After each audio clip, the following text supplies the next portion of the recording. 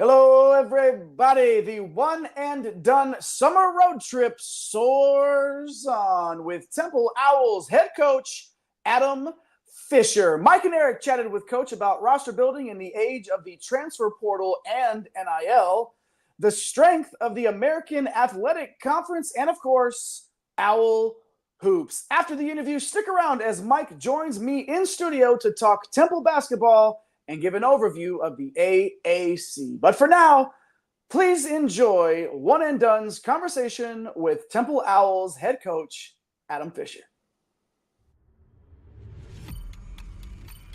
Get out the insurance cards, get out the copays. The office is open, my friends. Brought to you by drroto.com.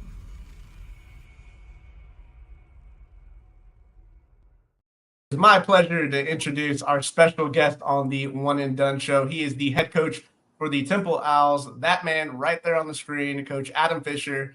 Coach, thank you for carving out some time for us. How are you? I'm doing great, Mike, and thanks, Eric. Thanks for having me, you guys. Excited to be with you here today. Excited to have you on. Thank you very much for joining us, Coach. I want to start by asking you to kind of put a bow on last season, right? It was your first season as the head coach there for the Temple Owls. You guys strung together some nice runs at the beginning and towards the end of the season, which almost led to an automatic bid to the NCAA tournament. So, now having a little bit of time removed from the end of the season, what are some of your overall takeaways from the season that was? In year one, I was really excited. I thought our guys did a great job of sticking together. The season was like a roller coaster, ups and downs. You start out 3-0 and you're like, man, this is easy. And then you're like, uh-oh. Right. And then you got to deal with some injuries and this and that. And, we got talked about a lot. We lost 10 games in a row. Nobody wants to lose 10 games in a row your first year. There's no manual. What do you do when you lose 10 in a row? And luckily I was able to call some great mentors that kept me upbeat and positive in our team. And then, we went on a magical run. We decided we kind of, after we lost 10 in a row, we kind of said to the team, cliche, whatever you want to call it, hey, we're starting over right now. Here we go. New season. And we ended up going 4-2 to end the regular season. And then we won 4 in 4 days, which was awesome. And then you got to play for a championship. I think any chance we got to play for a Big Five championship, we got to play for, a conference championship this year. So in year one, we're really proud of those things. And we got to build off that momentum and keep going. Yeah, Coach, watching the end of last year was a lot of fun for us. But I want to take a step back here. Before you became the head coach of the Owls, you gained valuable experience working under coaches, mentors, Jay Wright, Jim Larinaga, Micah Shrewsbury. You also served in various administrative roles within different programs. So how do you think that combination of being on the bench and also having held administrative positions has helped shape your coaching philosophy? I think it's really helped mold everything, from being a student manager. I think our managers here hate it. I'll see a ball on the baseline. It's the manager in me while I'm like getting ready to coach the team. I'm like, hey, go get that ball on the baseline. Right. Being a video coordinator, I know what they do. I was in ops, and every position, any title you want to come up with in college basketball, I had done. So it's probably hard on my staff that I've done all those. But I think all that prepares you. I grew up and my family owned a hotel and restaurant. So I was really excited. By the time I could work, I was like, I'm going to be a waiter. Like, I'm out there making money. And my dad and grandfather were like, where do you think you're going? You're in the back. Like, you got to clean all the pots and pans from this wedding. I was like, whoa, we own this place. Like, I'm the waiter. And that's when I learned at a young age. I was probably like 9, 10, 11. I don't know, whatever the age was. But right then and there, I knew I had to learn every position in an industry to get to where you want to go. So I think all that stuff really propelled me to be a head coach. And I don't think anything prepares you to be a head coach except for mentors. I think when you work around great people, because there's things that pop up in this chair you never know about, but you think, how would Coach Wright handle this? How would Coach L, Coach Shrewsbury? And I was able to learn something from each one because I was at different stages of my career under each one. When I was a grad assistant working for Coach Wright, I was like a sponge. Like, whatever Coach Wright said, I was like writing down, like, this is genius, this is great, and you're like doing everything he says.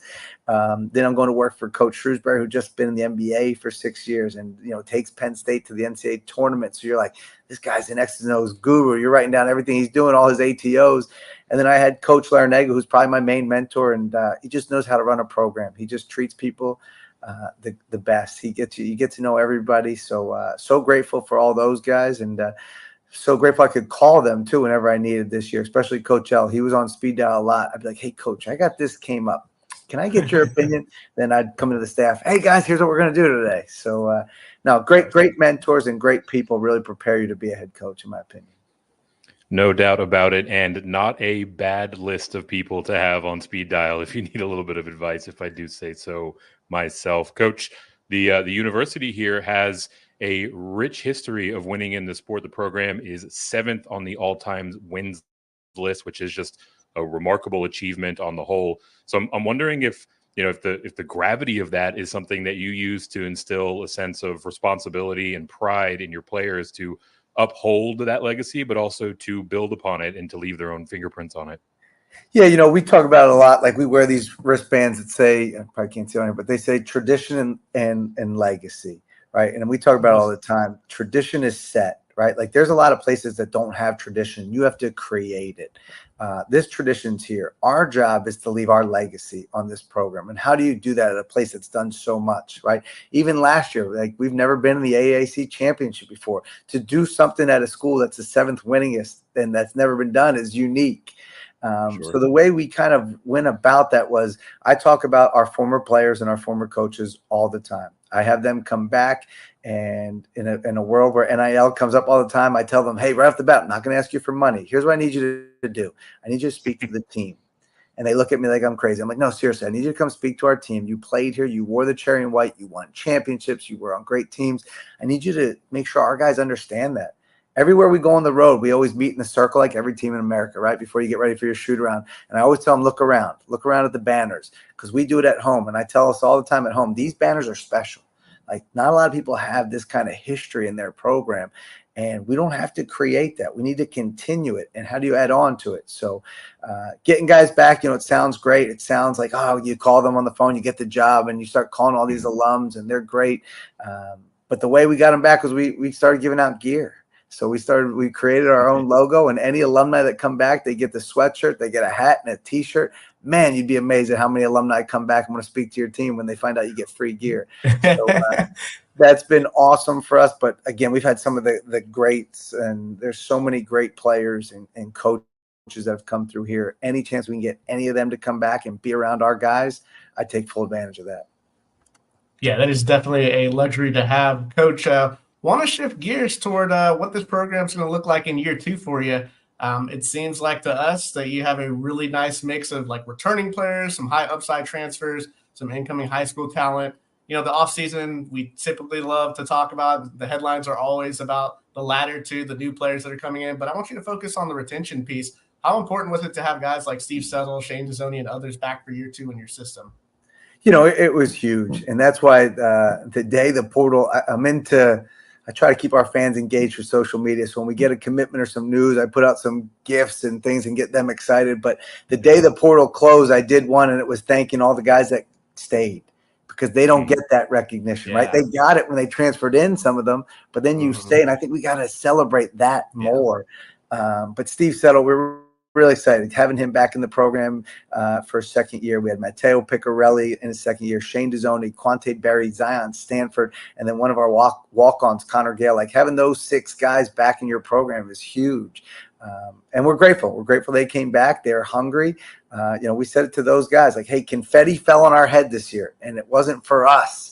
I talked about it. I said, how many guys watched the Boston Celtics win? And everybody, the Celtics, it was great. I said, remember what it's like to be on that other side? That was us. Like we had to go and take that heartbreak. So those guys know that, but having them back was really important. We had talked about a lot of the transfers that came in last year, having that 2-year plan, and for them to stay with us was really important. And we're excited to see what they can do. We are checking in here with Temple Owls head coach Adam Fisher. Coach, as we mentioned earlier, right, you've got a lot to be excited about with the guys that are returning to your program. But as we get into the offseason, a lot of the buzz around the sport typically revolves around the new faces that are coming in. And you've got a good number of new faces heading into your gym here, right? Guys like Jamal Mashburn Jr., Lynn Greer III, right? These are guys that have played significant roles at other high-level programs. So 2-part question, how do you see those two, specifically fitting in? But also, how do you go about tackling the task of integrating these new faces into this nucleus that you've managed to retain? Yeah, first off, you guys did your homework because it's hard to keep up on who's on what team nowadays. So I'm impressed just by that. We'll have 10 new guys we expect this year. So 10 new guys. Jamal Mashburn Jr., we're really excited about, right? He's a proven player. I recruited him when I was at the University of Miami when he was there as a junior. I remember calling him at midnight on the first day you're allowed, June 15th, when he was a junior in high school, right? And it didn't go well for us. Obviously, he went to Minnesota, had a great career at New Mexico. But he's just a guy that just gets it. Coach Huger grew up with his father, who's on our staff, our associate coach. So, like, that was big. We're excited. A proven guy that's played in this league. And when I talked to him and called him, like, he just wants to win. He's all about the team, which is really something we talked about. So excited for that. And then Lynn Greer III is another young man that I recruited out of high school. So when he was at Roman Catholic High School, and then I think he went a couple other places for a little bit and then back to Roman. But he's a guy that we've been watching since he's been 15, 16 years old. Look, his dad's on our staff too. So we've known about him. He's our chief of staff. His dad was one of the, I think, second all-time leading scorer here. So to get two guys that have come from great coaches, right, coming from New Mexico and come from St. Joe's, have the utmost respect for those programs. So you get those guys, and you add some more, like a Jameel Brown, who was able to recruit with Coach Shrewsbury to go to Penn State. Now he joins us, Philly guy, local guy. And you get another young man, Elijah Gray, we're really excited about, coming from Fordham, skilled, can do a lot of different things. And then we just added a 7-footer who's signed, so I can talk about him, won't get in trouble, right? Mohammed Keita, who was at St. John's in Tulsa. So we got a lot of transfers that came from really good, well-coached programs. I think that's something that was really important. Like, these guys have great IQ. So we're excited about those guys. And we are excited to see it on the floor. We're just in late June right now, but the season's coming soon. Coach, looking at the AAC as a whole, the competition really second to none, at least from our vantage point. Like last year, the league finished first in close game percentage during conference play. When the margins are this tight, it could definitely mean the difference between a team going 6-12 or 12-6 in league play. So how do you prepare your team for like high pressure situations, and what are the key factors that you believe contribute to consistently winning close games in the AAC? Yeah, this league is brutal. Everywhere you go, obviously, I think we were the most. I may have read this right. I think we had the most transfers of any league in the country from our league. Mm-hmm. We do a drill called Red Zone, and we've done it since the first basically workouts we were here. And Red Zone is some type of drill, whether there's 4 minutes to go, each team, here's your two teams, you have 2 timeouts left, and we play end of game situation. Or then you come back the next day, we just blow the whistle really loud, and they yell red zone, and we get into 2 teams. We could do, white 76, 75, no timeouts left, and just different situations. And when we were in the tournament, our guys were coming to the huddle being like, Coach, this is red zone. Here we go. There's 3 minutes to go. We're up 4, or 3 minutes and you're down 4. So I felt like our staff, our coaching staff, did a great job. My assistants and support staff were awesome this year. But preparing our guys to be cool, calm, and collective at the end of games. And I think that's so important. You could have the greatest X's and O's in the world and the greatest sideline out of bounds that's going to win this game. But if your guys are rattled and everybody's not thinking the same way, like, that's 80% of it. So our biggest thing was, let's keep guys cool, calm, and collective. Now let's execute. So we do that drill, and I think that really has helped us, especially later in the season. You can say that again, especially in an AAC that last year ranked first in the country in close game percentage. So definitely should be paying dividends. Last question here, Coach, before we get you out. Speaking to the Temple fans, speaking to our national audience here, what would you say are your main goals for the upcoming season, and what sort of message would you like to send to those Temple fans? Our Temple fans know this, like, come be here, come support it. Let's make this Leah Center. Let's make this place rocking, right? Like, we're in a league where you got to fly to come play us, right? We want to use that to our advantage, not complain that we got to go fly out to Texas and all these places. Like, when you come to North Broad Street, we should have that Leah Center rocking, make it a great home court advantage. We're going to play hard. We're going to play like the city. I say it all the time. Like, we're going to play blue collar. Like, I think that's why even this year our record wasn't exactly what we wanted, right? And we were 16-20, but we competed every night. We were in there a lot of times in those close games that you just talked about. So, I think our fans were great, and they love this place. They love it. We got a lot of diehards here on North Broad. So I would tell you, just keep coming out, keep supporting us, be there for these guys, show up, and we'll give that blue collar approach every single night. That right there is Temple Owls head coach Adam Fisher. Coach, thank you for taking some time to be with us today on the One and Done Show. We're looking forward to year 2 for you, and good luck, and we hope to catch up with you down the road. That There it is. was One and Done's conversation with Temple Owls head coach Adam Fisher. Great stuff there from Coach. Thanks to Coach and everyone at Temple for making that happen. And thank you for hanging out with us here on One and Done. My name is Jay Heinrich, also known as the conductor around these parts. Find me on X at Dr. William Cannon. But more importantly, find the man sharing the screen with me right now over there on Twitter at MC Holland 34. He's the captain of the One and Done ship. That's Mike Holland. Mike, great stuff there from Coach. Love that conversation you and Eric had with him. I loved hearing his admiration for those that stuck around, like singling out the players that stuck around, those guys that don't get that love because they're just hanging around. They don't get the top 6 on Twitter or the edits or whatever. But he made him one, and I love that. And that's not to take away from the excitement that he had for the players coming in. So, well, what are your takeaways from chatting with Coach Fisher? Yeah, great conversation. Stayed upbeat and positive when things weren't going well during the season. Talked about hitting the reset button, and they almost pulled off the miracle run to the NCAA tournament. So that just kind of shows you that that coach is built for those tough moments, that this program is built for those moments. And then how do you leave a legacy at a place that's done so much in its history? I love that he talked about having alumni coming through, talking to your players, not asking for money, but just wanting them to be a part of the program. Be proud of where you're at. The banners that are up there. That's the school that you represent, and to just be in the moment. And then it might sound silly, but one thing that I really liked, I just like the excitement in his voice. I mean, it sounds like he's very comfortable in the process that he's working through with the Temple University there. So. Yeah, I mean, I think for me, Jay, like it just kind of jumps off the page when you see a team start fast and then kind of struggle through the middle of it, and then regain and almost do the unthinkable essentially in that AAC tournament. I thought that was pretty awesome. So appreciate Coach for giving us some time today.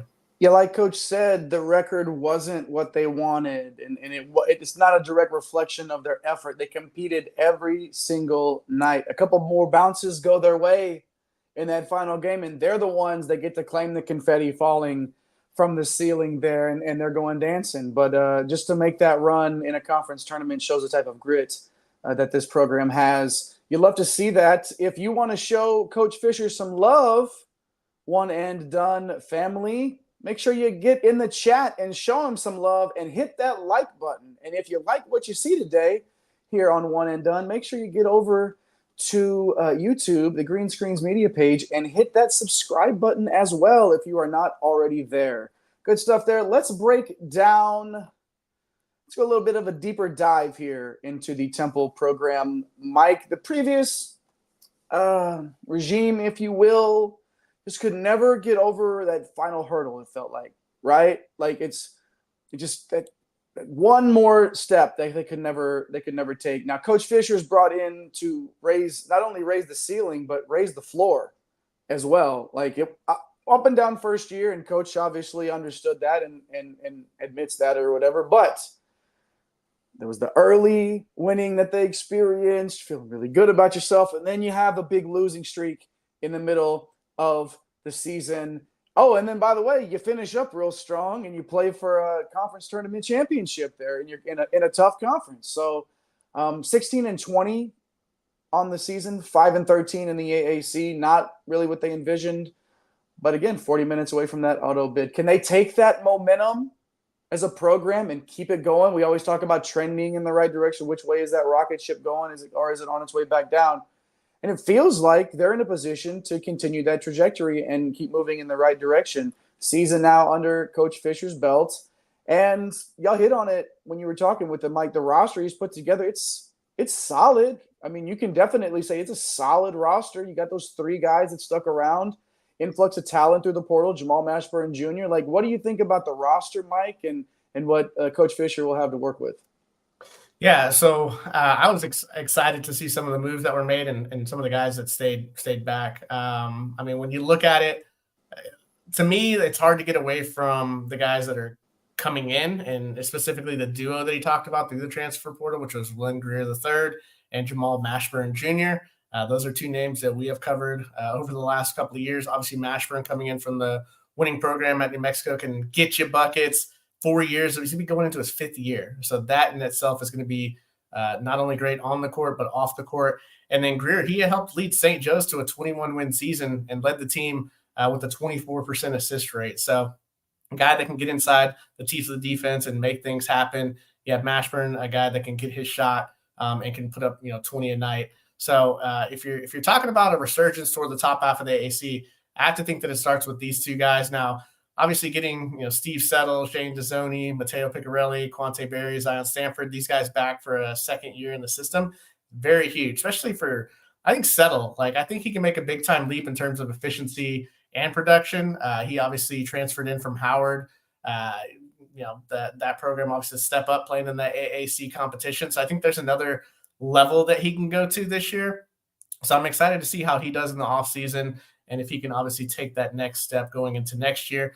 Dezzoni, very nice player. Piccarelli, awesome outside shooter. Barry, he flashed a little bit during the season in limited action. But the other guy that I want to keep my eye on is Zion Stanford. I mean, his freshman year, he showed glimpses of someone that could be on the verge of a breakout year. I mean, he had a really hot start to the season, Jay. 14 against Ole Miss, 15 against LaSalle, and then 19 against a really good St. Joe's team.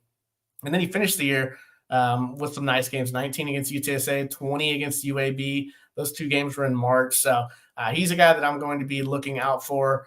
He's shown that he can get buckets, and obviously getting a full offseason in the program, obviously going to help him out as well. So we'll see what the incoming bigs can do.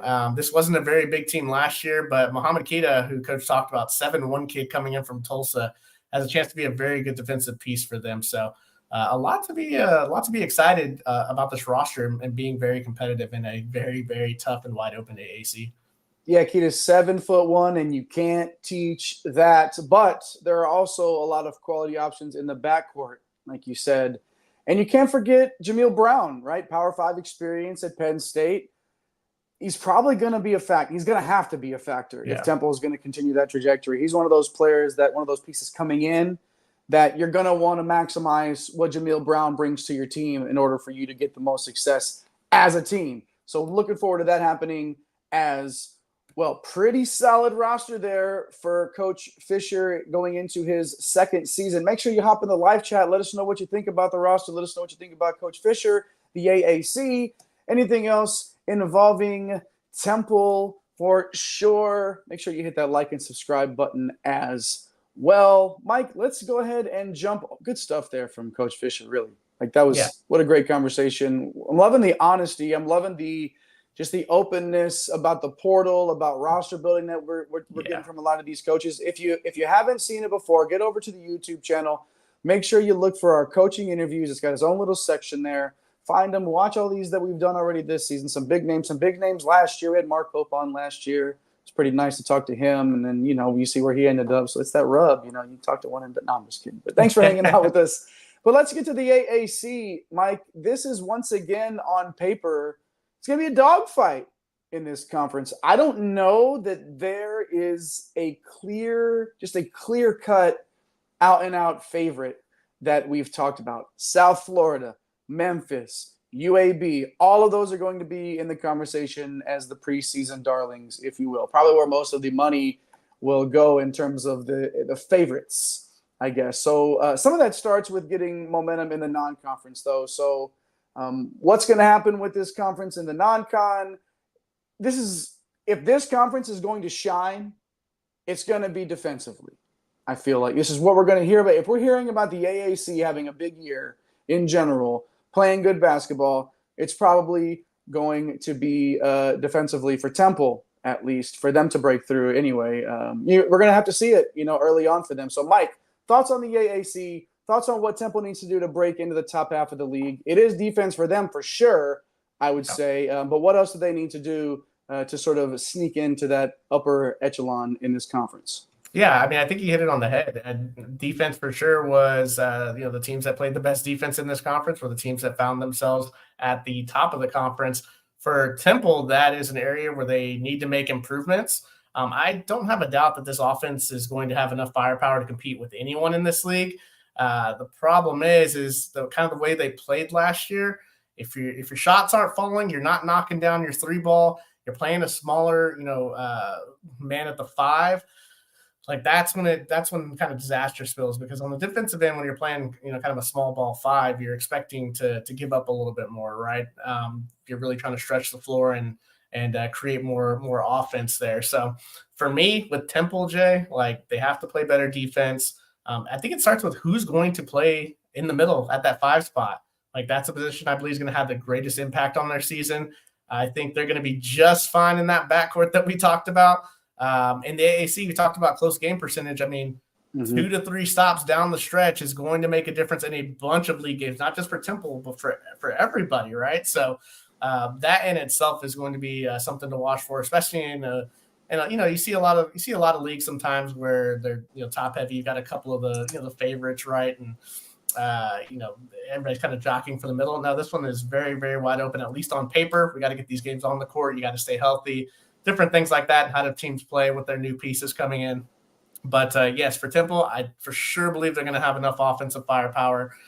Just really defensively is where you're going to want to see some improvement. I think if they can jump into the top, get near that top 100 in defensive efficiency, then obviously that'll help catapult them to up towards that top half of the league for sure. So looking forward to seeing what they do on that end of the court.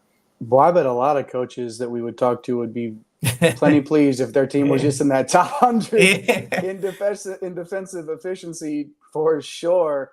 But it's going to take that, like you said, who's going to score the bucket, where are the buckets going to come from, and consistently. Like it's not that there aren't guys on this team that can't score. Like there's plenty of guys on the team that can score consistently though, and over time. Where are those buckets going to come from? Are they going to be able to compete with some of these top teams in the conference? We shall see, but it looks like they are on their way. Mike, any closing thoughts on the AAC or on this Temple program?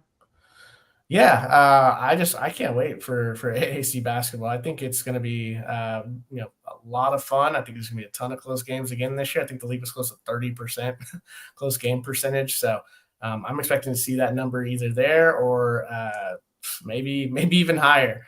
I think it's anyone's league, at least as we look here and sit here in late June. So got a little ways to go for that season starts, but we're about to flip the calendar to July, and I'm excited for it. And they got 2 teams in last year. I think this is a 2-bid league most years. Even pushing 3 if you get a couple of people in the top 25, kind of like we saw, South Florida and Florida Atlantic do, Memphis at times, right? So just a ton of talent in this league, and they kind of beat up on each other. So who can stack up some non-con wins, right, to really help that national, that national view is going to be very important, like you talked about. Yeah, no doubt about it. Good stuff there, Mike, and good stuff from Eric as well, our guy at Fantasy Nav in those Twitter streets, pushing buttons tonight as we are coming to you live on YouTube on the Green Screens Media page. If you're hanging out with us live, we appreciate that. If you're watching after the fact, make sure you leave us a comment and let us know you were hanging out with us. Hit those like and subscribe buttons. A lot coming up here on One and Done. Make sure you have those notification bells on so you don't miss any of the upcoming interviews that we have, any of the shows that we have coming up, breaking down content all off season long. Make sure you follow our guy at The Real Napier as well, doing stuff behind the scenes, showing his pretty face in the host chair every now and then. That guy over there, that's the captain of the ship, El Capitan, Mike Holland. Follow him on Twitter at MCHolland34. My name is Jay Heinrich. I happen to be the conductor of the aforementioned Green Screens Media Train at Dr. William Cannon over on X. At One and Done CBB is where you can find us. Over on Twitter at One and Done CBB, on TikTok, and oh yes, we are on Instagram as well at One and Done CBB. That's called branding, folks. Get over there and make sure you hit all those buttons so you don't miss anything that we're doing. Thanks for hanging out with us tonight for sure. We appreciate you. We always appreciate the Green Screens Media universe. We'll see you next time. Peace. Thanks for stopping by the office. Get your fantasy prescription by subscribing to the channel and checking out drroto.com. And until the next visit, be well and take care.